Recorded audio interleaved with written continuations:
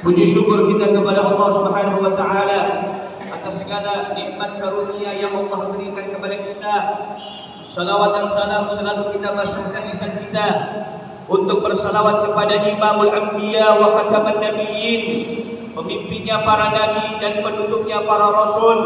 Beliau adalah baginda Nabi kita Muhammad sallallahu alaihi wa alihi wasallam. Semoga Allah Subhanahu wa taala mengizinkan kita berjumpa dengan Rasulullah dan bisa mendapatkan syafaatul uzma daripada baginda Nabi Muhammad sallallahu alaihi wasallam. Amin amin ya rabbal alamin. Hadirin yang dimuliakan oleh Allah Subhanahu wa taala, Allah Subhanahu wa taala berfirman, "Ya ayyuhalladzina amanu atiiullaha wa atiiur rasul wa la tubtilu a'malakum." Wahai orang-orang yang beriman, taatlah kepada Allah, taatlah kepada Rasul, dan janganlah kamu merusak segala amalmu. Dalam ayat ini Allah Ta'ala melarang kita melakukan sesuatu yang bisa merusak amal soleh kita. Berapa banyak kaum muslimin dan kaum mukminin yang mendapatkan keutamaan pahala yang sangat banyak, seperti mereka melakukan ibadah salat, berpuasa, haji, sedekah dan yang lain-lainnya. Berapa banyak pahala yang dipanen oleh umat Nabi Muhammad pada setiap ketaatan dan amal soleh mereka kepada Allah. Hadirin, jangan sampai pahala yang sudah kita kumpulkan ini bisa hilang atau hangus dan rusak dan sia-sia hanya gara-gara suatu penyakit yang sangat berbahaya. Ada banyak perkara yang bisa merusak amal soleh seseorang, di antara yang sangat berbahaya adalah riya. Lantas apa itu riya? Riya disebutkan secara bahasa an yudhirul insanu min nafsihi khilafa ma huwa alaihi liyarahu nas. Seseorang menampakkan sesuatu dari dirinya yang berbeda dengan keadaan dirinya yang sebenarnya, dengan tujuan agar manusia memperhatikan dirinya. Ada beberapa ulama mendefinisikan secara istilah tentang riya. Di antaranya menurut daripada Al-Imam Al-Hafiz Ibnu Hajar Al-Asqalani rahimahullah, beliau mengatakan riya adalah menampakkan ibadah dengan tujuan agar orang-orang melihat ibadah tersebut lalu mereka memuji pelaku ibadah tadi. Kemudian Al-Imam Ghazali rahimahullah mengatakan pangkal dari riya, sumber daripada riya adalah mencari kedudukan di hati manusia dengan memperlihatkan kepada mereka berbagai jenis kebaikan. Jadi riya adalah menginginkan hamba dengan melakukan ketaatan kepada Allah Subhanahu wa taala. Sedangkan Al-Imam Hasan Al-Basri rahimahullah, seorang ulama tokoh tabi'in, beliau mengatakan aslul riya hubbul mahmadah. Pangkal dari riya, sumber daripada riya adalah mencintai atau menyukai daripada pujian. Hadirin yang dirahmati oleh Allah, disebutkan dalam hadis Al-Imam Ibnu Majah dari sahabat Abi Sa'id, suatu ketika para sahabat sedang berkumpul di masjid dan mereka sedang membahas tentang besarnya daripada fitnah Dajjal. Kemudian Rasulullah berkata kepada mereka, "Ala akhbarukum bima huwa akhwafu alaikum inni min Masiihid Dajjal." Maukah kalian aku beritahu tentang sesuatu yang lebih aku khawatirkan atas diri kalian daripada datangnya Al-Masih Ad-Dajjal? Kemudian sahabat mengatakan, tentu ya Rasulullah, kami ingin tahu. Dan Rasulullah berkata, asyirkul khafi ayyakuma rajul yusalli wa yusayyidu salatuhu liman yara min nadhari rajul. Syirik yang tersembunyi yaitu riya. Ketika seseorang mendirikan salat, kemudian dia memperbagus, memperindah, memperlama salatnya karena dia tahu ada orang yang melihatnya. Syirik ini atau riya ini disebut sebagai tersembunyi karena tertutup dari pandangan manusia dan tersimpan dalam lubuk hati manusia yang paling dalam, yang hanya diketahui oleh Allah Subhanahu wa taala. Sehingga suatu saat Rasulullah berkata kepada Sayyidina Abu Bakar, "Ya Abu Bakrin, la syirku fikum akhfa min dabibil namal." Wahai Abu Bakar, sungguh syirik di tengah-tengah kalian itu lebih tersembunyi daripada langkah semut. Kemudian Abu Bakar berkata, "Ya Rasulullah, bukankah kemusyrikan itu seseorang yang menjadikan sesembahan selain kepada Allah Nabi bersumpah, "Walladzi nafsi biyadihi la syirku akhfa min dabibil namal." Demi zat yang jiwaku ada di tangannya, sungguh kemusyrikan yang dimaksudkan Nabi, penyakit riya itu lebih tersembunyi daripada langkah semut, saudara. Oleh karenanya, lebih ditakutkan oleh Rasulullah akan menjangkiti umatnya, melebihi kekhawatiran beliau terhadap Dajjal yang meskipun besar sekali fitnahnya, namun buktinya Rasulullah lebih khawatir terhadap penyakit riya daripada datangnya seorang Dajjal sekalipun.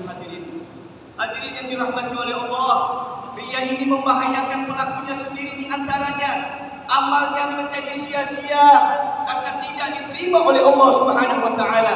Sebagaimana Allah Subhanahu wa taala berfirman, "Faman kana yarju liqa'a rabbih falyamal 'amalan shalihan wa la yusyrik bi ibadati rabbih ahada."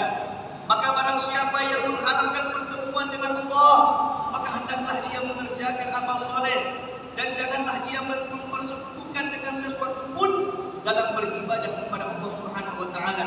Al-Imam Ibnu Katsir saat menafsirkan ayat ini beliau mengatakan, maka barang siapa yang mengharapkan pertemuan dengan Allah, maksudnya berharap pahala dan balasan yang baik dari Allah, maka hendaklah dia mengerjakan amal soleh, maksudnya amal yang sesuai dengan syariatnya Allah Subhanahu wa taala, dan janganlah dia mempersekutukan dengan sesuatu pun dalam beribadah kepada Allah, maksudnya yang diinginkan dari amal solehnya hanya ridha Allah Subhanahu wa taala semata, yaitu tiada sekutu baginya.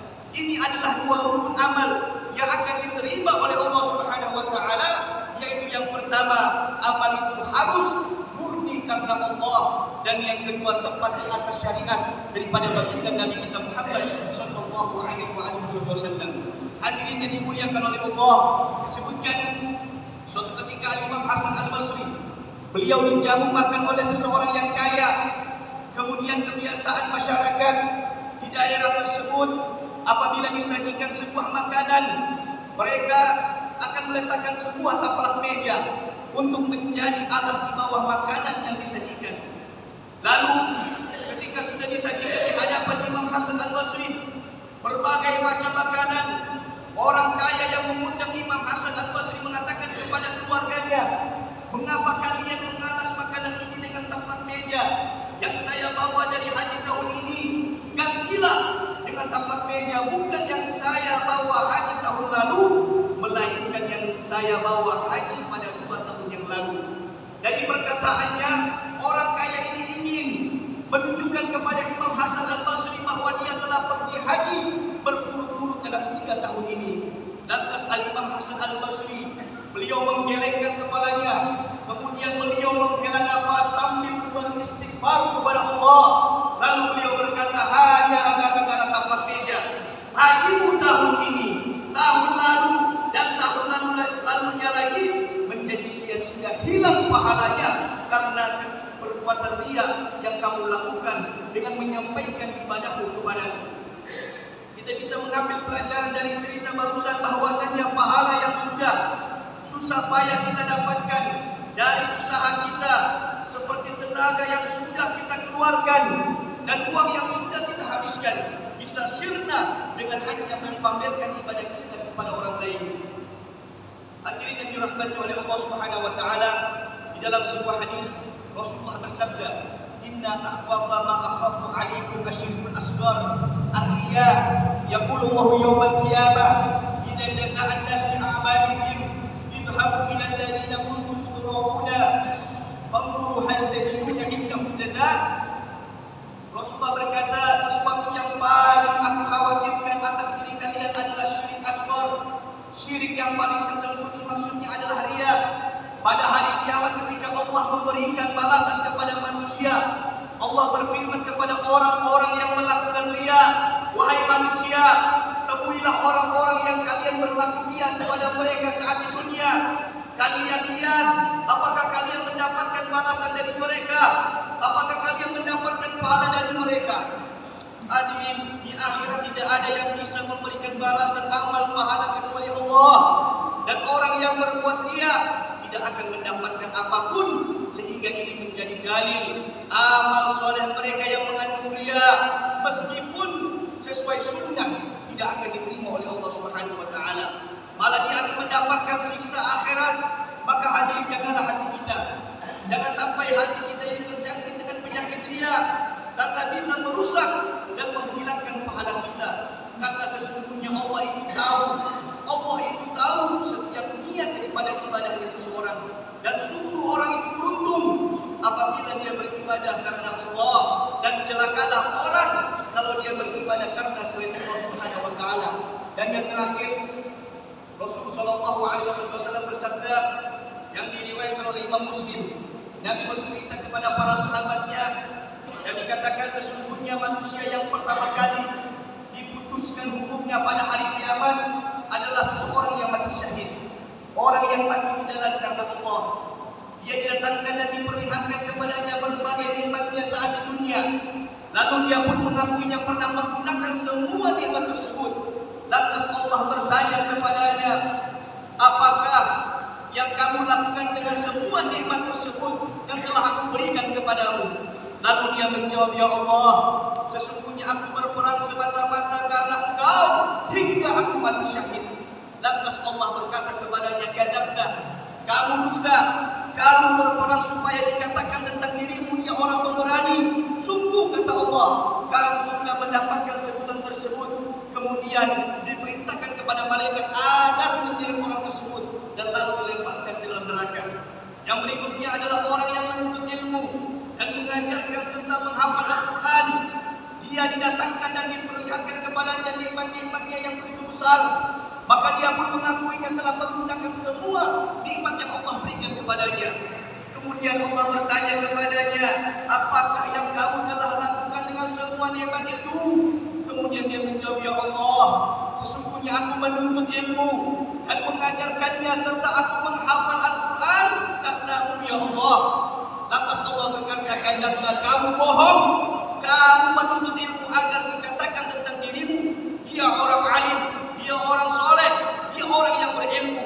Dan kamu menghafal Al-Quran supaya dikatakan tentang dirimu dia orang qari, ahli daripada membaca Al-Quran. Dan sungguh kata Allah, kamu sudah mendapatkan sebutan tersebut. Kemudian Allah memerintahkan kepada malaikat agar menyeret orang tersebut dan lalu dilemparkan ke dalam neraka. Kemudian yang terakhir, orang yang dilapangkan rezekinya oleh Allah Subhanahu wa taala. Allah beri berbagai macam harta benda. Dia didatangkan dan diperlihatkan kepadanya berbagai nikmat yang begitu besar. Maka dia pun mengakuinya telah menggunakan semua nikmat tersebut. Allah bertanya kepadanya, apakah yang kamu lakukan dengan semua nikmat itu? Lalu dia menjawab, ya Allah, sesungguhnya aku tidak pernah meninggalkan jalan yang Engkau cintai agar berinfak di jalan tersebut, melainkan pasti aku berinfak di jalan tersebut semata-mata karena Engkau ya Allah. Lantas Allah berkata, kadzabta, kamu bohong, kamu dusta, kamu berbuat yang demikian itu supaya dikatakan tentang dirimu dia orang baik, dia orang dermawan, dan sungguh kamu sudah mendapatkan sebutan tersebut kata Allah. Kemudian Allah Subhanahu wa taala memerintahkan kepada orang itu untuk dilemparkan ke dalam neraka. Maka hadirin, itulah betapa ngerinya, betapa menakutkannya penyakit riya. Maka kita memohon kepada Allah Subhanahu wa taala semoga Allah menjaga kemurnian niat ibadah kita hanya kepada Allah, dan semoga Allah Subhanahu wa taala menjaga hati kita dari bahaya penyakit riya. Barakallahu li wa lakum fil Qur'anil azim wa nafa'ani wa iyyakum bima fihi minal ayati wa dzikril hakim. Taqabbal minni wa minkum tilawatahu innahu huwas samiul alim. Allahumma salli ala sayyidina Muhammadin wa ala ali sayyidina Muhammad.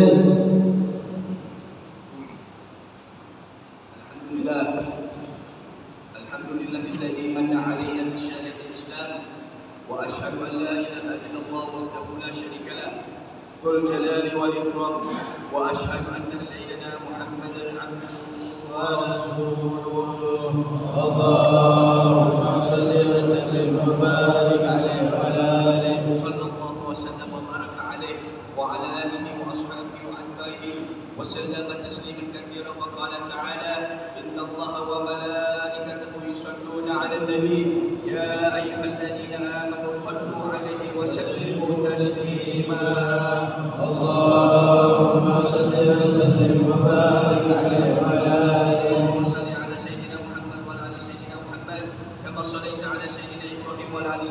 إبراهيم إنك حميد مجيد وبارك وعلى سيدنا محمد وعلى آل سيدنا محمد كما باركت على سيدنا إبراهيم وعلى آل سيدنا إبراهيم إنك حميد مجيد. اللهم اغفر للمسلمين والمسلمات والمؤمنين والمؤمنات الأحياء منهم والأموات إنك سميع قريب مجيب الدعوات. اللهم أعز الإسلام والمسلمين واجعل هذا بلدنا آمنا مطمئنا وسائر بلاد المسلمين عما. ربنا هب لنا من أزواجنا وذريتنا قرة أعين واجعلنا للمتقين إماما. ربنا آتنا في الدنيا حسنة وفي الآخرة حسنة وقنا عذاب النار. عباد الله إن الله يأمر بالعدل والإحسان وإيتاء ذي القربى وينهى عن الفحشاء والمنكر والبغي يعظكم لعلكم تذكرون. فاذكروا الله يذكركم واشكروا على نعمته